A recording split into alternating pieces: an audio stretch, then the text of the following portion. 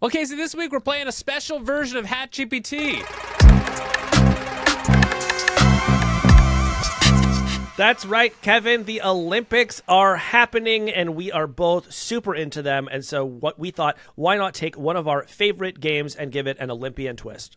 And to be clear, is this the Math Olympics that we're doing, or is this the regular sports Olympics? No, this is what I think some people might call the real Olympics. Okay. Okay. No shade to the mathletes out there. None at all. Your competitions are very real, too. Absolutely. But these are the ones going on in Paris. That's right. Okay. So HatGPT, of course, is the game where we pick news stories out of a hat, and we start talking about them until one of us gets sick of hearing the other person and says, stop generating. All right. Let's do it. So I'm going to pull out of a hat because you're out of the studio this week, and I'll just read them, and then we can do our thing. All right. First up, an AI version of Al Michaels will deliver Olympic recaps on Peacock. This comes from The Verge. It's about a new feature that NBC has developed called Your Daily Olympic Recap, where in the Peacock app, you basically put in your name and pick the sports that are interesting to you, and then Al Michaels, or an AI version of Al Michaels, the legendary broadcaster, will give you daily personalized recaps of these Olympic events. Casey, have you tried this? I actually have, because I was so curious what it would be like to see AI used on such a grand stage, right? Like, a lot of the AI stuff has felt truly not ready for primetime, and yet here was NBC coming along and saying, we're going to take one of our most famous broadcasters and turn him into AI. So yeah, for the past few nights, I have been having Al Michaels tell me my Olympic highlights. Is it fun? Is it good? It's okay. You know, you get to personalize it a bit. And I think my main review would be his voice generally sounds pretty good. Like, if you sort of weren't paying that much attention, you might not be able to figure out that it's AI. But the sort of getting in and out of the clips is very stuttery and weird. And it feels like the Peacock app is having a stroke every time I watch these clips. So the AI piece of it is good, and the rest of it has been sort of bad. That was my experience. And I believe we have a clip of it, Kevin, that I can play for you. Please. Hi, Casey. Welcome to your daily Olympic recap, your personal rundown of yesterday's most thrilling Olympic moments. Catch up on everything from the games on Peacock, brought to you by Microsoft Copilot. Here are some key moments of the USA's dominant victory in the women's team gymnastics final. Suni Lee impressed in multiple events, including a strong display on uneven bars by sticking her landing. Over on the balance beam, Simone Biles did not let a slight wobble prevent her from recording another high score to strengthen the Americans' lead. And once the final scores were announced, Biles and the rest of the team celebrated recapturing the Olympic gold after finishing second in Tokyo. So I think one reason why this works is that there are probably only 500 words that you need as an Olympic commentator, and Al Michaels has already said all of them, like, over decades of announcing the Olympics. So, like, he's said balance beam before. He's said, you know, gymnastics before. So they already have, like, a word bank of him perfectly saying, like, 80% of everything he needs to say in this Olympics. Yeah, I did see in one article that I read about this that they are actually having, like, human editors sort of review these clips, especially for some of the pronunciations of the athletes' names, because that is not in the Al Michaels word bank necessarily. So they have not been able to fully automate Al Michaels, but they're, you know, maybe 80% of the way there. I wish they would just go further with the personalization. Like, you know, you hear him say, hi, Casey, but you notice he doesn't ask about my day or really try to learn much about my life. So I think that's just room for improvement over there at NBC. Yeah, Casey, it's Al Michaels. You know, you really didn't get a lot done today. I'm looking at your productivity stats. Maybe you should watch less Olympics tomorrow and actually do your goddamn job. All right, stop generating. All right, this is another AI Olympic story. This one is called Dear Google, Who Wants an AI Written Fan Letter? Comes from TechCrunch, and this is about the backlash to an ad that's been running during the Olympics for Google's Gemini language model, in which a dad basically asks Gemini to help his daughter write a fan letter to her favorite athlete, the runner Sydney McLaughlin-Levrone. And maybe we should just watch this ad together. She might even be the world's #1 Sydney fan. And like Sydney, she's focused on her technique. Good job, baby. Accelerate out the curb. High knees. There you go. She wants to show Sydney some love, and I'm pretty good with words, but this has to be just right. So Gemini, help my daughter write a letter telling Sydney how inspiring she is. And be sure to mention that my daughter plans on breaking her world record one day. She says, sorry, not sorry. So, Casey, this ad got a lot of backlash from people who said, basically, what could be less inspiring than using an AI language model to write a letter to your favorite athlete? This sucks so bad. Like, really, really bad. It's so ill-conceived. Like, when I think about all of the difficult conversations that people have with each other where you might want to bounce it off somebody first, the idea of saying, hey, like, you're really cool and you inspire me is like the lowest thing on that list, right? And the whole reason that you want to tell someone something is because you have something personal to say, not some AI version of it. But I'll tell you, Kevin, the best part about this whole ad is after this 1 minute of just absolute nonsense and, sort of ill-conceived ideas about how to use AI, they never even show you what the AI says. So you can't even see what the output was in order to judge whether it was good or not. So it's like, not only does Google have a terrible idea about how to use AI, they won't even show you what the AI made. Yeah, it truly amazes me that this one made it out of the Google marketing meeting brainstorm about their Olympics ads. Like, one of the things that feels the worst about AI is how it can make these sort of heartfelt expressions seem totally formulaic and just like the machine extrusions of these language models. And what better way to show that off than a girl who is inspired by her favorite Olympian and instead of writing a heartfelt letter, plugs a few words into Gemini and off she goes. You know what's great is that eventually there probably actually will just be something in Gmail that says, oh, by the way, this fan letter that you've gotten, it was definitely written by AI. It was actually written by our AI, and then you just archive it without reading it. Yeah, it does. Did you write letters to celebrities as a kid? Yeah, I wrote letters to authors of children's books and stuff and would occasionally, get a little note back, and it was very exciting. Yeah, I did too. There was a book at the library that you could check out that actually had the addresses of a bunch of celebrities and athletes, and it was all their agents.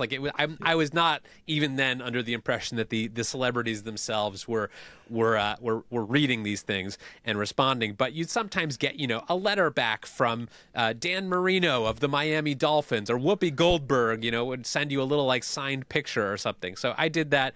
I probably could have saved myself some time using a language model, but it would have been a lot less fun. Did you really write to Whoopi Goldberg? I did. And she sent me a photo. Had you just saw Ghost, or what happened? She was. I just blanketed every celebrity in this book who I had heard of. I sent a letter. I mean, this was what passed for entertainment in my. What did you say to Whoopi Goldberg? I think I said, I liked Sister Act, and Great could movie. I please have a signed photo? And she did, or her Wow. agent did, or her mail processing service did. Shout out to Whoopi Goldberg. That's actually a really heartwarming story, actually. All right, stop generating. Okay. Next story. Canada sends 2 Olympic staff members home for spying on New Zealand's soccer practice with drone. This one comes from The Athletic.